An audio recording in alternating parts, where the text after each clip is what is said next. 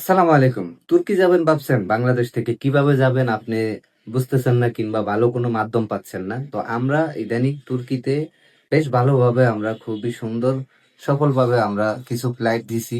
তবে সেটা বাংলাদেশ থেকে নয়, সেটা হচ্ছে বাংলাদেশ থেকে আমরা সর্বপ্রথম মিশর নিয়ে যাব আপনাকে এবং মিশর থেকে আপনার সর্বমোট ২ মাস সময় লাগবে।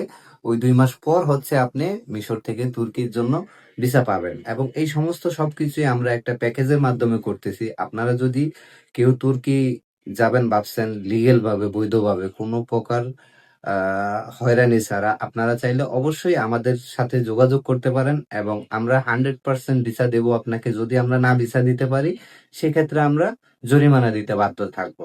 এরকম চাইলে আমরা এগ্রিমেন্টও করে আপনাদেরকে নিতে পারবো।